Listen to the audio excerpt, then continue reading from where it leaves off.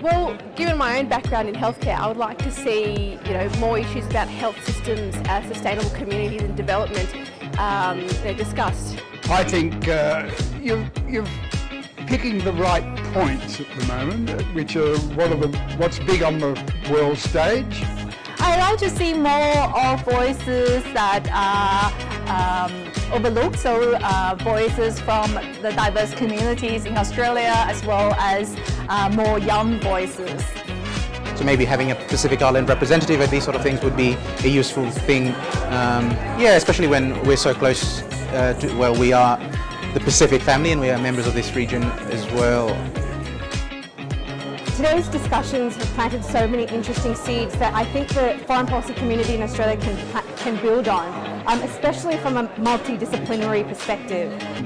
Where Australia fits on the world stage and the contest of ideas about how you deal with the difficult future that we have ahead of us. I hope in future years we'll see a whole session dedicated to what does First Nations diplomacy actually mean? What is the climate change geopolitics? How will that affect Australia? Or even how technology can reshape the world. Particularly with the recent COVID pandemic, we've realised the importance of sustainable health systems, yet it's not something that has been covered very much in conferences such as these, or even when discussing disaster risk within our region. The multidisciplinary practice of foreign policy is the next frontier in our sophistication in Australia, and that includes conversations around the Republic and what that means for the national identity we project in the world. These are the kinds of conversations I hope will continue after this conference.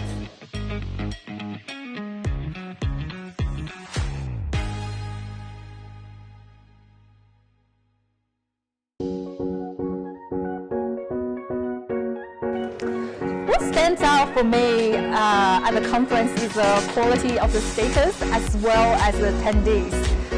Well, it was good to have the European Member of Parliament actually present, sharing, I guess, his views on Australia's place in the world, and I guess even his acknowledgement that the EU might have, I guess, not put the right enough attention to the Pacific, and highlighting the EU Indo-Pacific strategy. That was useful to hear. My favourite part of the conference so far was on Sunday in the session with the AIIA Next Gen Network, the diplomacy masterclass with Sue Boyd. Seeing her depart her wisdom and the young women in the room being in raptures over her early career in diplomacy was such an excitement. What stood out? Well, Sue Boyd's stories about her travels through the world as head of missions and her time overseas, those were absolutely fascinating, and I think it gave me a real insight into what diplomatic work actually looks like in reality, and that was refreshing. I think Kim Kardashian would have been jealous because the line for selfies with Sue after her session was long. It's been a great opportunity for intergenerational exchange in our foreign policy community. In terms of the international business one as well, that was really refreshing because I am not familiar in that sort of part of, I guess, international affairs, but I'm glad I did that, definitely. I made friends, old and new, at the conference, people from around Australia who have different life experiences and different perspectives, so it's always good to hear from their views.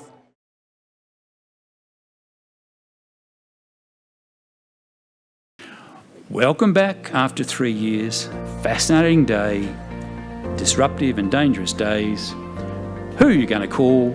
The AIIA. Thank you.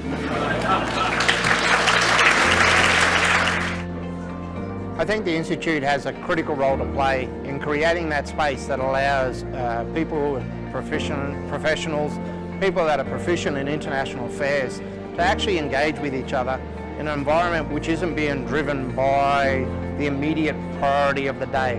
Well, I believe it gives us outside perspective of what's going on, not only within our region but the rest of the world. And particularly in a place like Tasmania, where I'm from, where we can often be isolated from the rest of the country, it helps to promote globalisation within our communities. The value of AIIA is to educate the Australian public about the importance of international affairs, as well as the value of understanding international relations.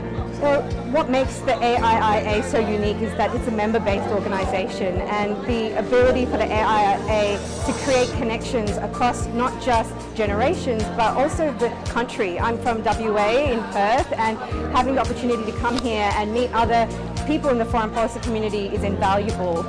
I think the main contributions are to get a broad range of speakers, a broad range of thinking, a broad range of policy initiatives, and a place where those initiatives, the thinking and the policy engagement can be undertaken in a safe place and where there's a contest of ideas.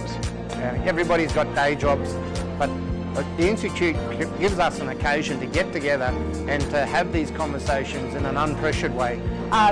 Continuing the education, creating the operating environment, the public knowledge and ability to engage in foreign policy, I think is the most important role of the AIIA, and one I hope continues.